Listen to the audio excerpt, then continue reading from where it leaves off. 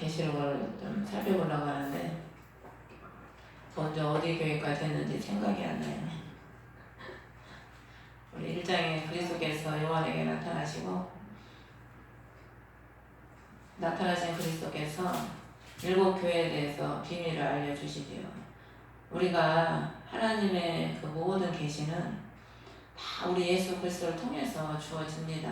주님 그리스도를 통하지 않고서는 주어지는 게 없어요. 우리 주님께서 우리를 위해서 죽으시고 부활하셔서 지금도 우리를 위해서 새 예루살렘을 짓고 계십니다. 요한복음 14장에 보면은 내가 가서 너희를 위하여 처소를 예배하러 가노니 처소를 예배하면 너희를 나 있는 곳에 받아들이리라. 주님이 지금은 또 우리의 심령에 처소를 계속 예배하고 계시죠. 새 예루살렘의 그 처소를 그리스도와 함께 영원한 신부로서 영생 공덕을 누릴 수 있도록 그 처소를 지금도 늘 짓고 계셔요. 그렇기 때문에 우리 예수 그리스도를 통해서 항상 우리에게 계시하시고 말씀하시고 그리스도를 통하여 늘 우리에게 제사함과 하나님과 화평을 누리게 하시고 모든 것이 다 우리 그리스도를 통해서 이루어지는 것입니다.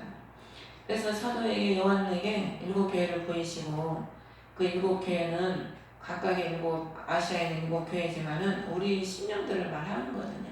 그리고 7교회에 있는 모든 이런 요소들이 다 우리에게 있는 요소들입니다. 이게 나누어질 수도 있고 또 한 교회로 말할 수도 있지요.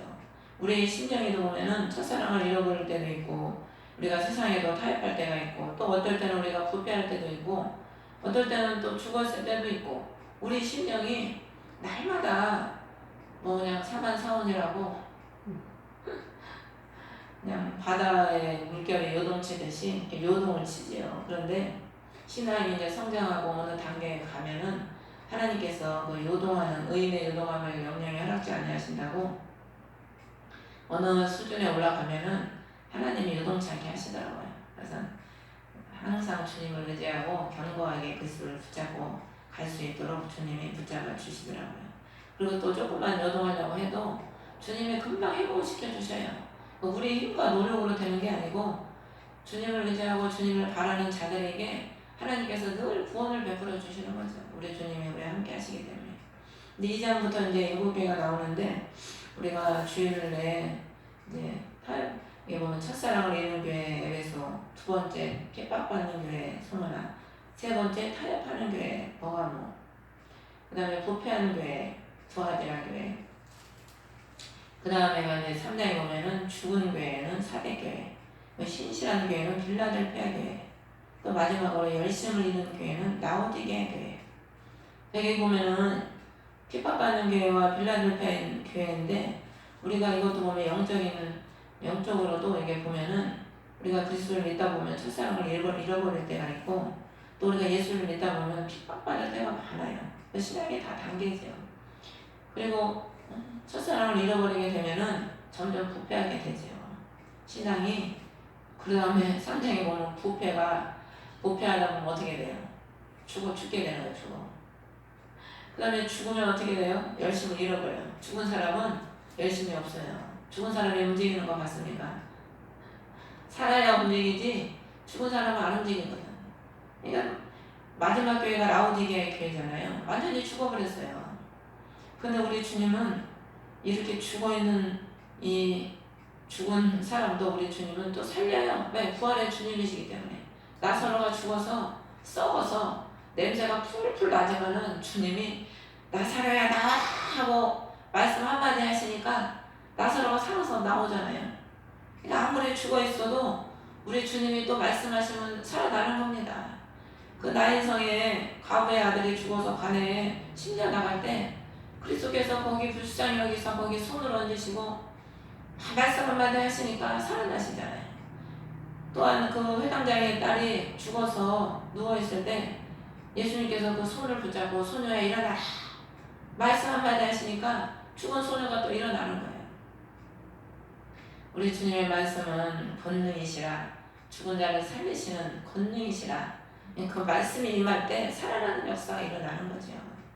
그러므로 우리 주님은 늘 우리 부패되기 쉽고 늘 핍박받는 우리가 예수를 믿으면 많은 핍박을 받잖아요.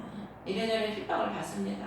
가정에서도 그렇고 여러모로 멸시도 받고 천대도 받고 많은 또 어려움을 겪지요. 그런데 우리 하나님은 그 가운데서도 우리를 지키시고 또 신실한 빌라델피아 교회처럼 하나님이 우리를 구원하시지요. 그래서 이 일곱 교회 중에 가장 칭찬을 받는 교회가 빌라델피아 교회인데, 이 빌라델피아 교회는 왜 칭찬을 받았냐면은 8절에 보면은 적은 힘을 가지고도 내 말을 지키며 내 이름을 부인하지 아니하였도다. 적은 힘을 가지고도 그리스도를 믿는 그 믿음과 말씀을 붙잡고 부인하지 않았다는 거예요. 이 계시록을 쓸 당시가 로마의 10대 왕 아노스든지 하여튼 그 황제가 10대 왕 황제 때 이게 기록이 됐는데, 황제 숭배를 강요받던 그런 때거든요. 황제 숭배를 안 하면 다 죽이는 겁니다.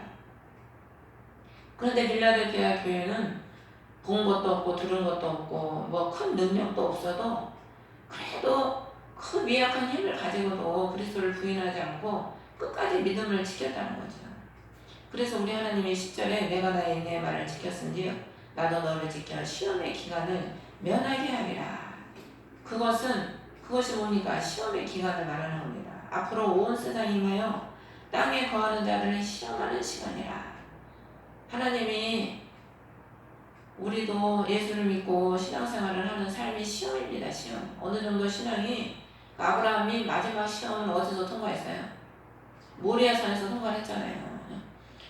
하나님이 기근에도 집어넣으시고 여러 시험에 집어넣지요. 우리를 단련하시려고, 죽이려고 시험에 넣는 게 아니고 우리를 단련하셔서 금같은 믿음을 갖게 하시려고.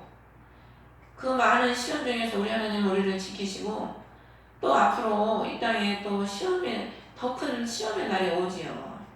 그때에도 우리 하나님은 우리가 그리스도의 말씀을 지키고 살아가는 자들을 어떤 환난과 시험에도 우리를 지키시고 그 시험에 면하게 해주신다는 겁니다. 그 약속을 해주신 거예요. 그래서 우리는 이 말씀을 믿고 앞으로 우리 눈앞에 어떤 시험이 펼쳐진다 할지라도 우리 하나님께서 함께 하심으로 우리를 이 시험을 면하게 하실 줄 믿고 담대한 마음을 가지고 살아가야 될 줄 믿습니다. 지금 나라가 시국이 어수선해서 어떤 예언자가 우리나라 7월달에 대역사가 일어날 거라고 그러는데, 좋은 역사가 일어날지 나쁜 역사가 일어날지 근데 7월달 가봐야 알겠지.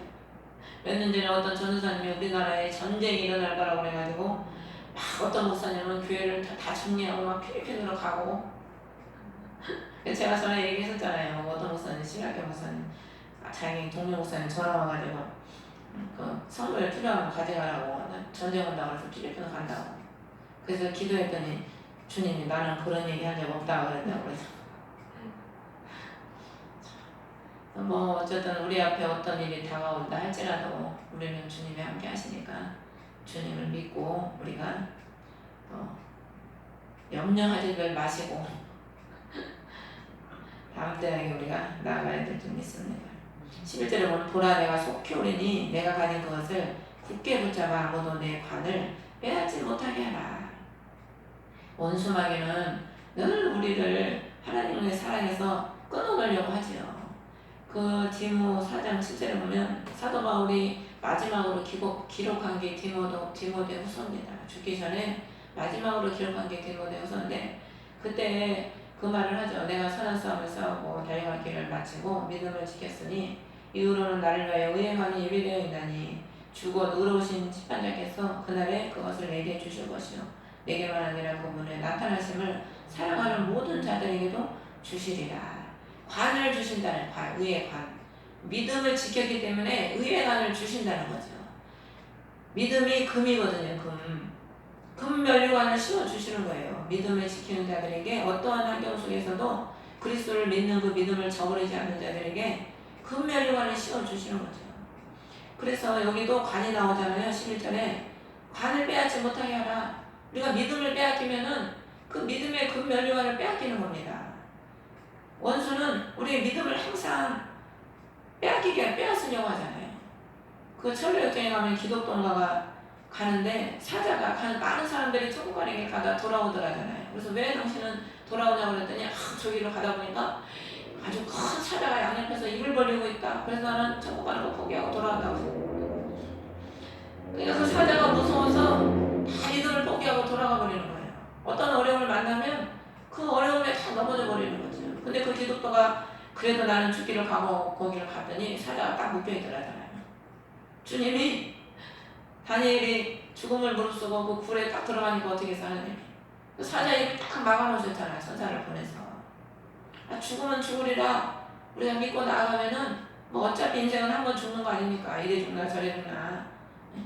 죽으면 죽으리라 가면 되죠. 뭐 생명도 다 죽게 맡기면 되는 거니까. 죽으면 천국, 살면 예수 증거. 그게 우리의 삶이죠. 그래서 우리가 간을 빼앗지 못하게 우리가 그리스도를 믿는 믿음을 늘 우리 주님과 함께 지키는 그 삶을 살아야 될 줄 믿습니다. 그래서 12절에 이기는 자는 내가 하나님의 기둥이 되게 하리니. 그러면서 내가 또 내 하나님의 이름과 하나님의 도시 곧 하늘에서 내 하나님으로부터 내려오는 새 예루살렘의 이름을 그 위에 기록하고 나의 새 이름을 그 위에 기록하리라. 일곱 교회 중에 이 딱 빌라델피아 교회에게만 새 예루살렘의 이름을 기록해 준다고 지금 말씀하고 있습니다. 이 시험을 면하게 해주고 또 이 빌라델피아 교회는 새 예루살렘의 신부가 되게 해준다는 거예요. 우리가 예수를 믿어도요 다 영광이 다릅니다. 해의 영광이 다르고 달의 영광이 다르고 별과 별의 영광이 다르다고 사도 바울이 말한 것처럼 영광이 다 다르다니까요. 얼마만큼 주를 위해서 내가 버리고 헌신하고 많은 눈물을 흘리고 피땀을 흘리고 여러분 영광이 다 같다면 하나님은 공평하신 하나님이 아니지요. 그래서 하늘나라의 가장 큰 영광을 누가 받냐? 순교자가 받는다고 그러잖아요. 다 달라요. 받는 영광이. 우리가 이 땅에 살아가면서 얼마만큼 주를 위해서 충성하고 주를 위해서 희생했냐 하는 만큼 하늘나라에서 영광이 다르지요. 근데 이 빌라델피아 교인들은 가장 적은 능력을 가지고도 가장 인내의 말을 지키고 하나님 말씀을 지키는 삶이 인내의 삶입니다. 좁은 길 가야 되잖아요. 말씀 지키려면. 말씀 지키려면 땅에 재물도 쌓지 말아야 돼. 말씀대로 살려면요. 주님이 땅에 재물 쌓지 말라고 그랬잖아. 근데 오늘날 기독교인들이 땅에 얼마나 많은 재물을 쌓습니까? 그래서 야고보서에 추수꾼에게 주지 않는 삭시 소리를 지른다고 했어요. 마지막 때 기독교인들이 땅에다 재물을 쌓고 땅에 바벨탑을 쌓아요. 천국에 쌓지 않고. 그 말씀 주요주해도 말씀대로 순종을 안 하는 거죠. 그러면서 이 땅에서 부귀영화 다 누리고 다 누리면서 천국에서도 누리려고 하는 거는 욕심이 좀 강한 거죠. 부자와 나사로가 나오잖아요. 요한복음 16장에. 그 부자는 세상 것을 다 누리면서 삽니다. 나사로의 이름이 뭐냐면은 하나님께로부터 도움을 잃는 자라는 뜻이거든요. 나사로는 이 세상에 누릴 게 아무것도 없어. 거지니까. 거지가 뭐 있습니까? 아무것도 없지.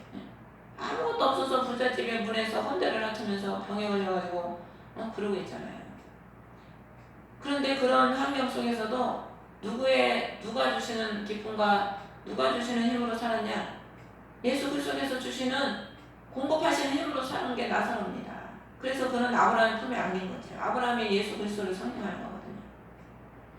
우리가 그리스도를 의지하고 그 품에 안겨서 그리스도께서부터 주님께로부터 공급하시는 하늘의 기쁨과 소망과 그 희망을 가지고 살아가는 자가 돼야지 세상 것을 가지고 누리면서 세상 것으로 만족하고 살아간다면 그 사람이 어떻게 그리스도의 신부라고 말할 수가 없지요. 이 빌라델피아 교인들이 바로 그런 성도라는 거죠. 그래서 주님이 새 예루살렘의 그 이름을 기록해 준다고 약속하고 계시는 겁니다. 그래서 이 죽은 교회들은 14절에 보면 라오디게 교회는 완전히 죽었어요. 왜 죽었냐면 17절에 나옵니다.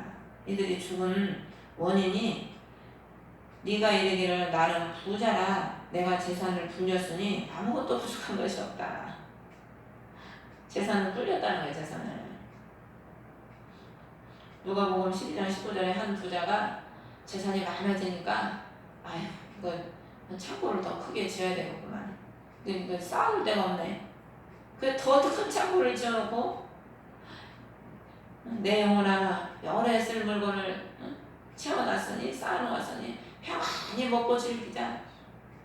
영혼이 육이 평안히 먹고 즐겨서 영혼이 즐거운 게 아닙니다. 육이 평안히 먹고 즐기면 영혼은 죽는 거예요. 그래서 부자가 돼서 육적으로 부자가 돼서 재산을 불려서 그냥 육신적으로 부족한 게 없다 보니까 주님의 도우심이 필요가 없어. 다 누리는데 뭐 주님이 무슨 필요가 있겠어요. 그러다 보니까 주님은 점점 멀어지고 주님이 멀리 하다 보니까 영은 죽은 거죠. 그러면서 비참한 것과 가련한 것과 가난한 것과 눈먼 것과 벌거벗은 것을 알지 못하기 때문이라. 삼손이 머리가 잘려도 하나님이 떠난 것을 알지 못하듯이 세상에 치여버리면은요 몰라요. 영적으로 자신이 어떤 상태인지를 모르는 겁니다. 그래서 미혹에 잡힌 자들이 잡혀 있으니까 모르는 거예요. 잡혀 있으니까 신천지에 가서 그 호통치는 이만희 그 설교 같지도 않은 설교를 듣고 앉아 있는 거죠. 잡혀가지고 나오라고 해도 여기가 진리라고 여기 있어야 구원받는다고 오히려 우리 보고 잘못됐다고 해요. 그래서 18절에 보면은 주께서 권고하노니 너는 내게 불로 정제한 금을 사서 금이 믿음이거든요. 믿음은요 불로 정제를 해야 된다는 거예요. 그래야 99.9%의 금이 나오려고 하면은 불에다 자꾸 집어넣었다 뺐다 하잖아요. 욥이 나의 가는 길을 오직 그가 아시나니 내가 그가 나를 단련하시면은 내가 정금같이 나오리이다. 불순물을 빼려면 불에 안 들어가면은 불순물이 안 빠지는 거예요. 그래서 하나님이 우리를 단련을 하셔서 불순물을 빼서 정금 같은 믿음을 소유하게 하시는 거죠. 전에 우리가 감명해서 교회를 문 닫고 진짜 본격적인 하나님이 그 심령의 단련을 시키실 때 목사님한테 하나님이 그걸 보여주시더래요. 목사님 저하고 우리 목사님 둘이를 이렇게 항아리 같은 데 집어넣고 하나님이 밑에서 막 불을 떼시더래요. 그러니 얼마나 힘들었어. 그냥 아니 항아리 같은 데 집어넣고 나가지도 못하게 집어넣고 불을 떼니 차라리 도망이라고 하면 피할 수나 있잖아. 피하지도 못해요. 하나님이 사방으로 막아놓으면 그렇다고 내가 날개가 있어서 뭐 하늘로 올라갈 수도 없고 하나님이 그냥 물질로 막아놓고 질병으로 막아놓고 그냥 사방으로 막아놓으니까 꼼짝없이 죽어라 하는 거지 한마디로.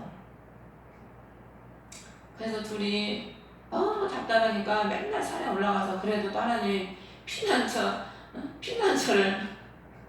감당할 만한 시험을 주신다고 뒤에 산이 있었거든.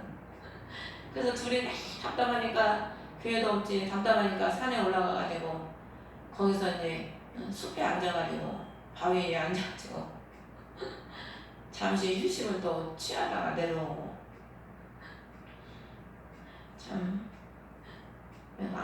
주님의 은혜가 아니었다면 아마 우울증 걸려가지고 여기다 꼭 꽂고 다녔을지도 몰라요. 하나님의 은혜가 참 하나님의 은혜로 진짜 안 돌고 세상 사람들 그러잖아. 힘들면 돌아버리겠네 미쳐버리겠네. 돌아도 그냥 360도 돌았을 텐데 참 주님의 은혜로 안 돌고 참 멀쩡한 것도 얼마나 감사한지. 그러면서 흰옷을 정제한 금을 사서 부유한 자가 되고 사라는 거예요. 그러니까 네 재산을 좀 팔아가지고 네가 쌓아놓은 재산을 좀 주를 위해 쓰라는 거예요. 우리가 어떻게 사겠어요? 우리가 뭐 주님이 눈앞에 보여서 주님 나 이거 드릴 테니까 뭐 믿음을 주세요 이러겠어요? 믿음을 사는 방법은요 내 가진 것을요 나눠야 돼요. 나눠서 가난한 자에게 나눠주고 하나님의 집을 세우고 그걸 써야 하나님이 그걸 보시고 우리에게 믿음을 주신다니까. 그래서 부유한 자가 되라는 거예요. 믿음을 가진 자가 가장 부유한 자지. 그래서 사도 바울이 너는 가난한 자 같으나 부유한 자요. 아무것도 없는데 부유한 자야. 우리는 부유한 자예요. 빚밖에 없지만은 동사무소에 가서 여기 월세 지원 좀 받으려고 갔더니만은 재산 있으세요? 그러길래 재산은 없고요 빚밖에 없어요. 그랬더니 피가 오더라. 빚밖에 없지만은 얼마나 마음이 부유한지 몰라요. 우리 주님이 계시니까. 흰옷을 사서 입으라는 거예요. 흰옷은 행실을 의미하는 거거든요. 믿음이 있어야 믿음의 행실이 나오지. 믿음이 없는데 무슨 믿음의 행실이 나오겠습니까? 입으라는 거야. 사서 입으라고. 그래서 벌거벗은 수치를 드러내지 말며 내 눈에 안약을 발라 볼지니라. 그리스도의 기도를 해서 깨어서 죽어 있으니까 깨어 기도를 해야 성령이 눈에 안약을 발라주셔서 밝히 보지요. 19절에 내가 사랑하는 자들을 다 책망하고 징계한다. 하나님이 지금 라오디게 교회가 비록 죽어 있지만 사랑하시기 때문에 자꾸 징계하시고 말씀을 하시는 거예요. 사생자는 징계도 안 한다고 그러잖아요. 주님이 사랑하시니까 징계도 하시고 책망도 하시고 채찍도 하시는 거지, 사랑하지 않으면 버리는 자는요 간섭도 안 해요. 버려버렸으면. 사울은 하나님 버렸다고 그랬잖아요. 버렸기 때문에 간섭도 안 하잖아요, 하나님이. 근데 하나님이 우리를 사랑하시기 때문에 완전히 죽지 않게 하시려고, 구원하시려고 말씀하시고 책망하시고 열심을 내라, 회개하라, 돌이키라는 거죠. 그러면서 20절에 보라 내가 문에 서서 두드리노니 누구든지 내 음성을 듣고 문을 열면 내가 그에게로 들어가 그와 함께 만찬을 먹고 그는 나와 함께 먹으리라. 우리 주님은 다 우리 심령을 두드립니다. 두드린다는 게 무슨 의미입니까? 말씀을 통해서 자꾸 여러분들에게 말씀을 하시는 거예요. 말씀을 통해서 주님이 명령하시고 깨닫게 하시고 갈 길을 보여주시고 인도하시는 거죠. 심령이 변화되도록.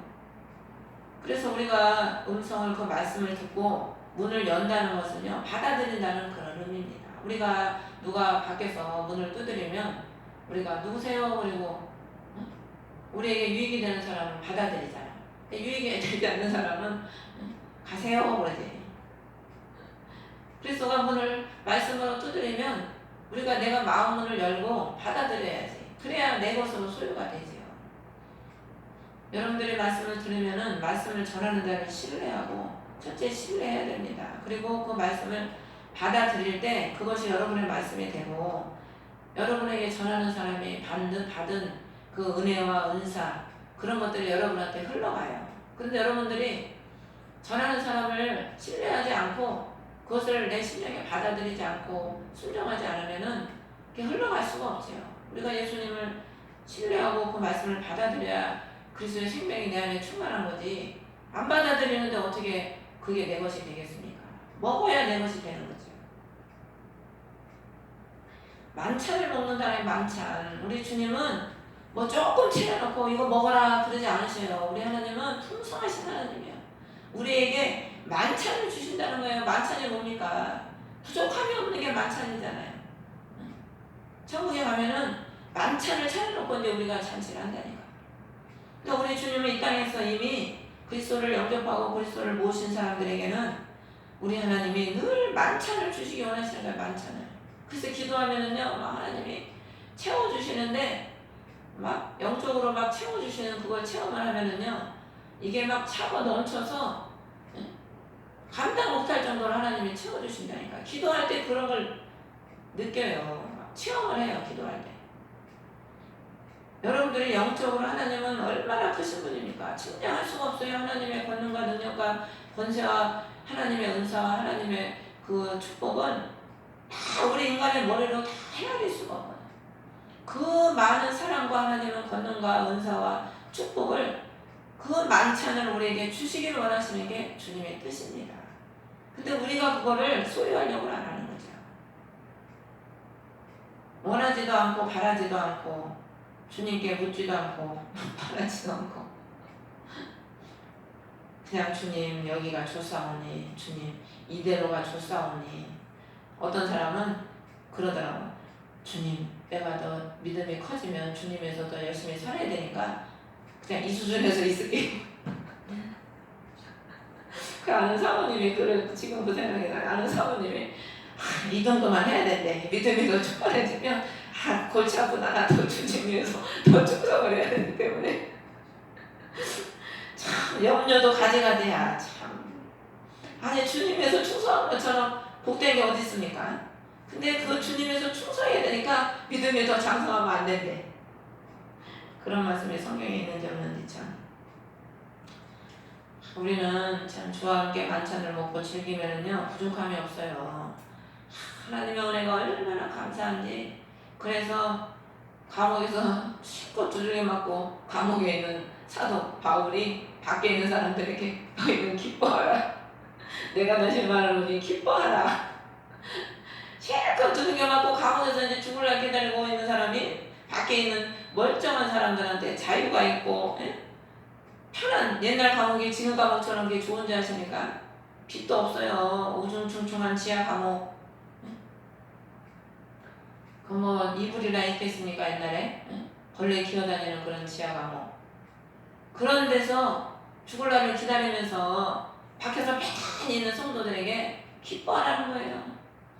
하나님은요, 주를 위해 고난받는 자들에게 더 큰 기쁨을 주십니다.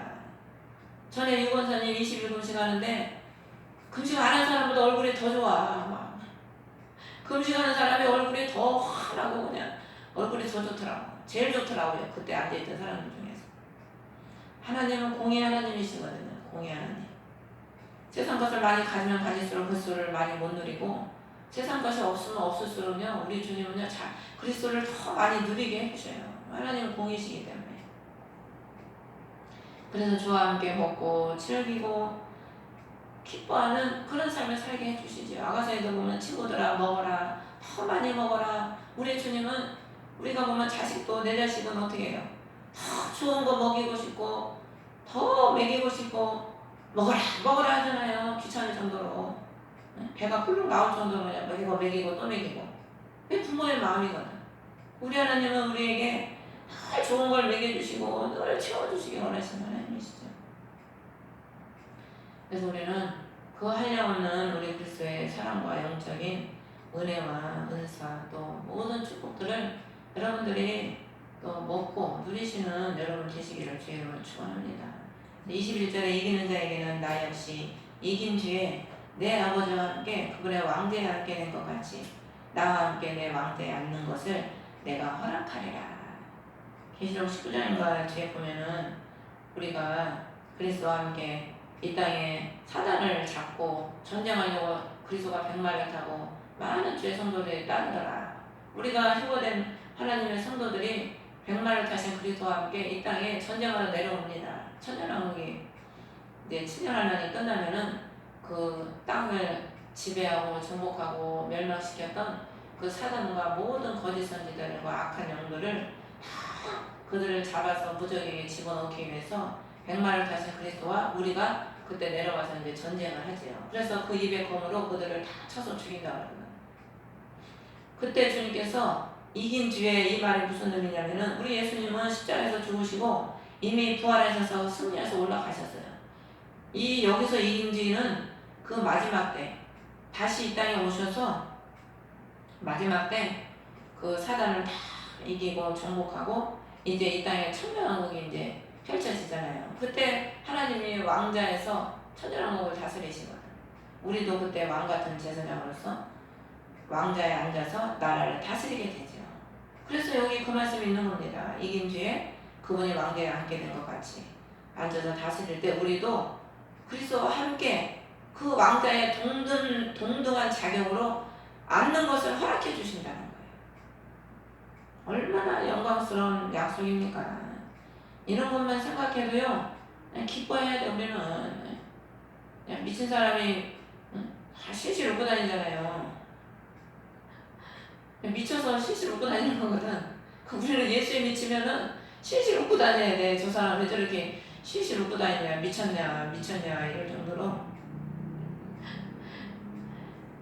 그 짧은 얘기 김감동은 그 오늘의 교회관 이동훈 목사님과 김동훈 목사님 그 목사님 센치에 정신병원에 그 설교를 하러 갔는데 많고 많은 병원에 정신병원에 설교를 하러 가셨는데 그거는 약간 이게 많이 돈 사람들이 아니니까 이제 하셨겠지.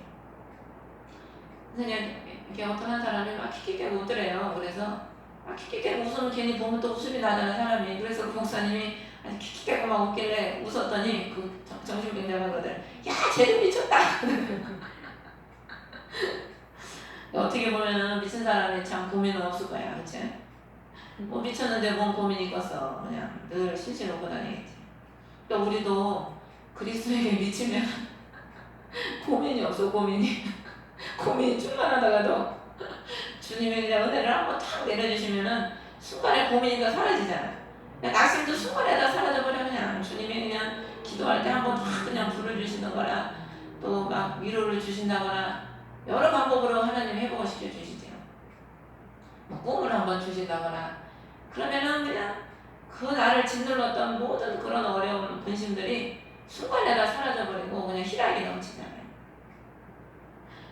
그래서 우리는 끝까지 승리할 그리스도의 백성인 줄 믿습니다. 그래서 여기 일곱교회에 하나님이 말씀하신 이런 축복들을 하나님은 우리에게 주시길 원하셔요. 우리에게 만나를 주시고 기둥이 되게 하시고 새 이름이 되게 하시고 또 생명나무 열매를 먹게 하시고, 또 우리 하나님은 우리가 새벽별이 되게 해주시고, 또 이런 일곱교회에 주신 복들을 다 하나님은 우리에게 주시길 원하시거든요. 그래서 여러분들은 그 약속을 다 받은 자입니다. 우리는. 그래서 우리가 하나님이 계시로군요. 하나님이 지금 그렇게 너희들을 만들어 가겠다. 지금 있을 일, 또 앞으로 되어질 일이라고 그랬잖아요. 그래서 이 계시록의 말씀은 하나님이 지금부터 우리 앞으로 우리를 통해서 이루실 일들을 말씀하고 계시는 거거든요. 그래서 성경은 알파 오메가, 하나님은 현재 우리 이 땅에서 이루어 가시는 게 바로 훗날 이루실 것들을 지금 이루어질 걸 지금 이루어가고 계시는 겁니다. 그래서 우리가 이 약속의 말씀을 붙잡고 믿고 나아가시기를 주의 이름으로 축원합니다. 주 이름으로 예배를 마치겠습니다. 하늘에 계신 우리 아버지, 이름이 거룩히 여김을 받으시오며 나라의